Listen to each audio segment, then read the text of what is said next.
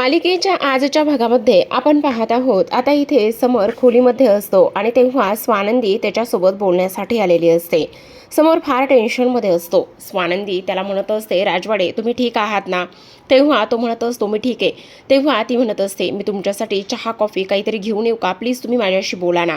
तेव्हा तो म्हणत असतो, मला काहीही नको आहे, तुम्ही बोला, तुम्हाला काही बोलायचं होतं का? नाही म्हणजे सॉरी.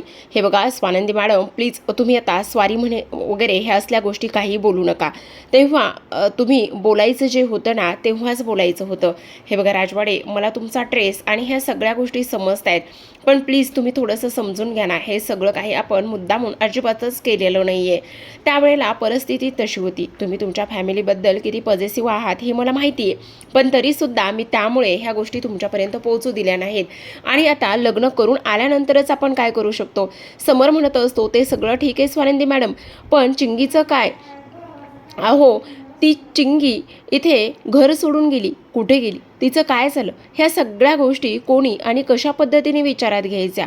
अहो, त्या अंशुमनने इथे एवढं सगळं काही केलंय आणि अंशुमनने ह्या सगळ्या गोष्टी केल्यानंतर तो असाच आहे आणि त्यात त्याने तुमची बहीण म्हणजे श्रुतसोबत लग्नसुद्धा केलं आहे. मला तर कळत नाही हे सगळं काय आहे. हे सगळं काही बोलून झाल्यानंतर आता स्वानंदी म्हणत असते, इथे चिंगीचं काय काय झालं आणि त्यावेळेला आता सांगायला सुरुवात करत असते. जेव्हा चिंगी जिन्यावरून खाली येत असते तेव्हा चिंगीचा पाय घसरतो आणि चिंगी मात्र पोटावरच पडते. नेमकी मी आईसोबत बोलत होती आणि तेवढ्यातच पूर्ण स्टाफ तिच्या मदतीला धावला, पण तो स्टाफ येऊन सुद्धा त्याने काही फरक पडला नाही. शेवटी चिंगी पोटावर पडली. तेव्हा समर म्हणत असतो, चिंगी पोटावर पडली, मग तिचं काय झालं नंतर? ती बरी होती ना? तिचं बाळ बरं होतं ना? तेव्हा मात्र स्वानंदी म्हणत असते, नाही, मला नाही कळलं. आम्ही तिला ताबडतोब हॉस्पिटलमध्ये सुद्धा घेऊन गेलो. मग आता समर म्हणत असतो, नेमकं त्यावेळेला जिन्यावरून कसं काय कोण कोण पडतं? आई सुद्धा पडली, त्याचबरोबर इथे आजी सुद्धा पडली आणि आता चिंगी सुद्धा. हे सगळं नेमकं काय झालं आहे? मग आता इथे ती म्हणत असते, मग काकू म्हणायला लागल्या की तिचं बाळ तर ठीक असेल ना, पण बाळ मात्र तोपर्यंत गेलं होतं. आम्ही ताबडतोब तिला हॉस्पिटलमध्ये वगैरे घेऊन गेलो आणि तिथे गेल्यानंतर मी डॉक्टरांना विचारलं, बाळ आणि चिंगी दोघेही जण कसे आहेत? मग आता डॉक्टरांनी सांगितलं, सॉरी, पण चिंगी पूर्णतः पोटावर पडल्यामुळे तिचा बाळाला आम्ही नाही वाचवू शकलो. हे सगळं स्वानंदी रिकॅपमध्ये जाऊन आता समरला सांगू लागलेली असते. समर म्हणत असतो, काय सांगताय तुम्ही हे स्वानंदी मॅडम? तेव्हा स्वानंदी म्हणत असते, हो मी अगदी बरोबर सांगते. मग आता इकडे डॉक्टर म्हणत असतात, हे बघा काळजी करू नका, ती व्यवस्थित आहे, पण बाळाला आम्ही अनफॉर्च्युनेटली वाचू शकलेलो नाही आहोत असं सांगितल्याबरोबर आता स्वानंदीला इथे चिंगीला सुद्धा आधार द्यायचा असतो. स्वानंदी पुन्हा समोर म्हणत असते, मी तिला सांभाळण्याचा समजवण्याचा खूप भाबडा प्रयत्न केला, पण माझ्या नजरेत तिला ते सगळं दिसत होतं की मी तिच्यासोबत खोटं बोलते म्हणून. चिंगी मला विचारत राहिली की वहिनी, माझं बाळ आणि माझ्या बाळाला काही झालं तर नसेल ना? तेव्हा स्वानंदी तिला सांगू लागते, हे बघ चिंगी, तू काळजी करू नकोस, तुझं बाळ आता व्यवस्थित म्हणजे तू व्यवस्थित आहेस, त्याचबरोबर तुझं आयुष्य, इथे तुझी तब्येत व्यवस्थित आहे, ह्या सगळ्या गोष्टी व्यवस्थित असल्यामुळे तुला काळजी वगैरे करण्याची काहीच गरज नाही आहे. मग आता चिंगी तरीसुद्धा उठून बसली आणि त्यानंतर ती म्हटली की वहिनी, खरं खरं सांगा, माझ्या बाळाचं नेमकं काय झालंय? माझं बाळ माझ्या पोटात नाही आहे का? असं म्हटल्याबरोबर आता स्वानंदी म्हणत असते, सॉरी चिंगी, पण मी तुझ्या बाळाला नाही वाचवू शकले, मला माफ कर. असं म्हटल्याबरोबर चिंगीने मात्र डोक्याला हातच लावून घेतला. आता हे सगळं काही ऐकून झाल्यानंतर समरला अक्षरशः रडायला येऊ लागलेला असतो. तो खूपच जास्त भाबडा, त्याचबरोबर इमोशनल आणि तेवढाच प्रॅक्टिकली आणि त्याचबरोबर प्रत्येक माणसाचा एक चांगुलपणा बघून इथे त्या माणसासोबत तसं वागण्याचा असा हा समर आहे. आता स्वानंदी इथे समजावून सांगण्याचा प्रयत्न करत असते. ती म्हणत असते, हे बघ चिंगी, तू काळजी करू नकोस. मग आता इथे चिंगी म्हणत असते, मी शेवटी त्या बाळासाठी जगत होते, मला ते बाळ हवं होतं, मला ते बाळ इथे आणायचं होतं, पण शेवटी तसं काहीही झालेलं नाही आहे वहिनी. माझ्यासोबत हे सगळं काही काय होऊन बसलंय? ह्या सगळ्या गोष्टी का आणि कशामुळे झालेल्या आहेत असं सुद्धा आता इकडे ती बोलू लागलेली असते. मग आता स्वानंदी म्हणत असते, तू काळजी करू नकोस चिंगी, तू व्यवस्थित आहेस ना? त्याचबरोबर तुझं सगळं व्यवस्थित आहे ना? मग तू उगाचच का आणि कशामुळे काळजी करतेस? पण मग चिंगी म्हणत असते, नाही वहिनी नाही, माझी जगण्याची शेवटची आशा होती आणि माझी जगण्याची शेवटची आशा अशी होती की मला त्या बाळाला जन्म द्यायचा होता, मला ते बाळ इथे या जगामध्ये आणायचं होतं. पण वहिनी, माझ्यासोबत हे सगळं काही काय झालंय? मी हे सगळं काही काय करून बसलेली आहे वहिनी? असं सुद्धा आता इकडे ती बोलत असते. तेव्हा आता इकडे ती तिला समजावत असते आणि म्हणत असते, हे बघ चिंगी, तू काळजी करू नकोस, तुला एक गोष्ट सांगू का, काही होणार नाही. आणि आणखी एक महत्त्वाची गोष्ट सांगते की हे बघ, आम्ही सगळेजण तुझ्यासोबत आहोत, तुझ्या बरोबर आहोत, तुला काळजी वगैरे करण्याची काही गरज नाही आहे, असं सुद्धा आता इकडे ती बोलत असते. आता हे सर्व काही बोलून झाल्यानंतर आपण पाहतो इथे आता चिंगी म्हणत असते, ते सगळं ठीक आहे वहिनी, पण तुमच्या एक गोष्ट लक्षात येते का वहिनी? तेव्हा स्वानंदी म्हणत असते, हे बघ, आता तुझ्या पुढे तुझ्यासमोर तुझं सगळं आयुष्य इथे आहे आणि तुला जगायला पाहिजे. त्याचबरोबर प्रत्येक ह्याच्यामध्ये तुला आनंदाने इथे जगायला पाहिजे. तुझं स्वप्न, तुझं ते सगळं काही तू पूर्ण करू शकतेस. एवढ्या लवकर हार हार अजिबातच मानायची नाही, ही सुद्धा गोष्ट तुझ्या लक्षात येते का, असं सुद्धा आता इथे ती बोलू लागलेली असते. आता हे सगळं काही बोलून झाल्यानंतर आपण पाहतो इथे आता लगेच स्वानंदी म्हणत असते, हे सगळं काही काय आहे. आणि त्याचबरोबर आता काही जरी झालं ना तरी सुद्धा इथे एका गोष्टीचा विचार केला पाहिजे.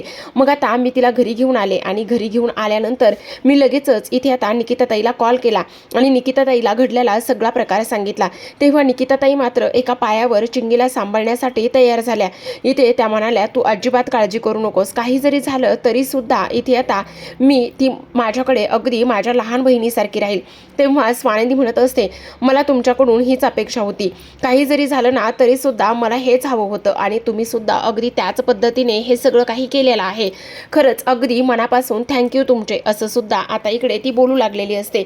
त्याचबरोबर आता निकिता तिला म्हणत असते, तू अजिबात काळजी करू नकोस, हे बघ, काही जरी झालं ना तरी सुद्धा एक गोष्ट मात्र नीट लक्षात ठेव, ती मी माझ्या तिला लहान बहिणीसारखीच सांभाळेल. आणि त्याहूनही सगळ्यात महत्त्वाची गोष्ट म्हणजे माझ्या दोन्ही मुलांबरोबर, शार्दूल बरोबर आणि त्याचबरोबर मुलीबरोबर ती चांगल्या पद्धतीने खेळेल. तुला अजिबात काळजी वगैरे करण्याची काहीच गरज नाही, असं सुद्धा आता इकडे ती बोलत असते. मग आता स्वानंदीने शेवटी तिला तिकडे पाठवण्याचा हा निर्णय घेतलेला असतो.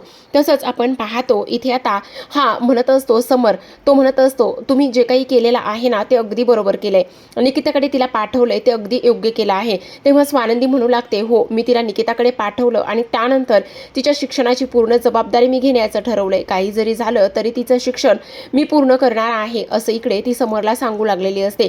आता समरला ह्या सर्व गोष्टी सांगितल्यानंतर आपण पाहतो लगेचच इकडे दुसऱ्या बाजूला दुसऱ्या दिवशी निकिता आलेली असते, ती म्हणजेच की इथे चिंगीला घेण्यासाठी.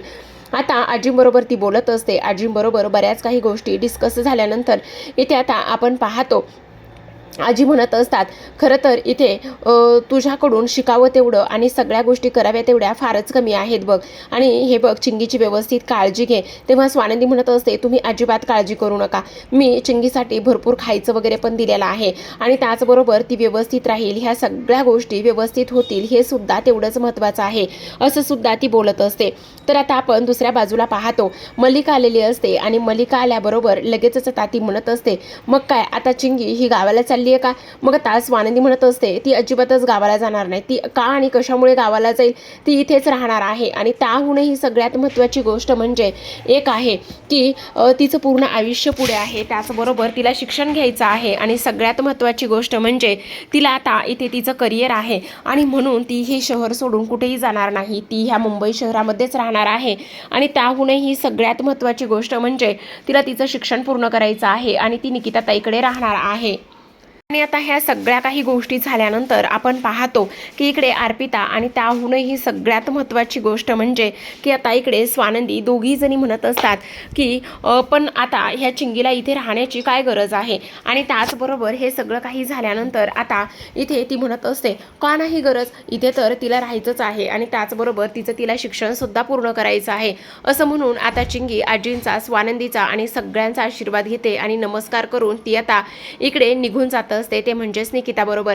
आजी म्हणत असतात, चिंगी बाळा, काळजी करू नकोस, आमच्याकडून काही चुकलं माकलं असेल तर नक्कीच आम्हाला माफ कर, असं सुद्धा आता इकडे ती लोक बोलत असतात. आता हे सगळं काही बोलून झाल्यानंतर आपण पाहतो हे सगळं स्वानंदी समरला सांगत असते आणि तेव्हा समर म्हणत असतो, स्वानंदी मॅडम, तुम्ही अजिबात काळजी करू नका, तुम्ही जे काही आता हा निर्णय घेतलेला आहे ना तो अगदी बरोबरच घेतलेला आहे. हे सगळं स्वानंदीने आता समरला सांगून झालेलं असतं. तर आता प्रेक्षकांनो हे सगळं काही रिकॅपमध्ये दाखवलं आहे. आणि त्यानंतर आता इथे मल्लिका रडायला लागलेली असते आणि तेव्हा आशुष म्हणत असते, काय झाले तुम्हाला रडायला, तुम्ही का अशा रडताय? तेव्हा ती म्हणत असते, काय करू, माझी आप्पी इथे सासरी गेली आहे, का पण उलट चांगलं आहे ना. नाही, तुझ्या बहिणीनंच तिला पाठवले. काय हे तुम्ही असं कसं बोलता? माझ्या ताईनं कुठे पाठवले? समर जिजूनेच पाठवलं ना. अगं गप्प बस, तुला नाही माहिती, तुझी ताई ना खूप कटकारस्थानी आहे.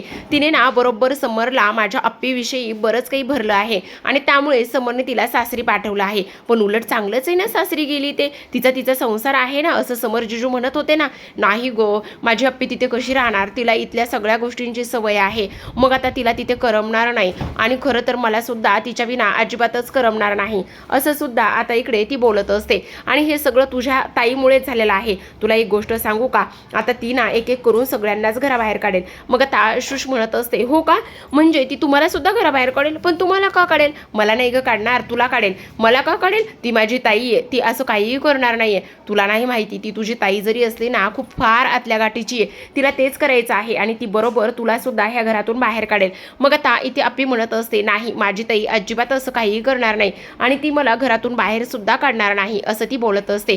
मल्लिका म्हणत असते, नाही ग, तू फार साधी भोळी आहेस, तुला ह्या सगळ्या गोष्टी नाही समजत आहे. ती स्वानंदी ना एक नंबरची कटकारस्थानी आहे. बघितलंस ना कसा गेम केला आणि माझ्या अप्पीला घराबाहेर काढण्यामध्ये तिचाच तर हात आहे. आणि तुला एक गोष्ट सांगू का, तेव्हा शुश म्हणत असते, नाही नाही, मी असलं काही होऊ देणार नाहीये आणि माझी ताई असं काही करणार नाही, मला तिच्यावर पूर्ण विश्वास आहे ना. मग आता इकडे मल्लिका बरोबर शुशला स्वानंदीच्या विरोधात भडकवण्याचं काम करत असते आणि तिच्या मनामध्ये बऱ्याच काही गोष्टी ते पेरण्याचं काम सुद्धा करत असते. अंशुमन मात्र ह्या दोघींचं सगळं काही एन्जॉय करत असतो, कारण अप्पी नाहीये म्हटल्यावर आता त्याच्या आईला त्याला झेलावं लागणार असतं. मल्लिका म्हणत असते, पण तुला एक गोष्ट सांगू का, काही जरी झालं ना तरी सुद्धा तू जरा 2 हात तिच्यापासून लांबच राहा, म्हणजे तिचं काही ऐकू नकोस हा. आणि तुझं भक्कम ह्या घरामध्ये तुझा पाय भक्कम रोवून घे बरं का, अजिबात तिचं काही एक ऐकू नकोस हा, असं इकडे ती बोलत असते. आता हे सगळं काही झाल्यानंतर दुसरीकडे आपण पाहतो, आता स्वानंदी समरला म्हणत असते, हे बघा राजवाडे, तुम्ही नका काळजी करू, जे काही झालंय ना ते काही आपल्या हातामध्ये नव्हतं. आणि तुम्हाला आणखी एक गोष्ट सांगू का, सगळ्यात महत्त्वाची. तेव्हा समर म्हणत असतो, हे बघा स्वानंदी मॅडम, मला तिची तर काळजी आहेच, पण आता अंशुमनचं आणि त्याचबरोबर शुशचं काय करायचं ते कळत नाही. तेव्हा स्वानंदी म्हणत असते, राजवाडे तुम्ही वाईट वाटून घेऊ नका, पण माझी बहीण ना खूप भाबडी आहे, म्हणजे ती ना पटकन असं कुणाच्याही बोलण्यात आणि त्याचबरोबर तिला कोणीही जास्त लगेचच मॅनिपुलेट करू शकतं, म्हणजे ती त्यांच्याच मनासारखं वागू शकते अशी ती आहे. त्यामुळे तिच्याकडे मला जास्त विशेष लक्ष द्यावं लागणार आहे, असं स्वानंदी आता इकडे समरला सांगत असते. आणि कशा पद्धतीने अंशुमन आणि मल्लिकाने इथे तिला घोळात घेतले आणि अंशुमन सोबत लग्न करायला भाग पाडले नाही हे सुद्धा मला शोधून काढायचे. तर पाहत राहा विन दोघातली.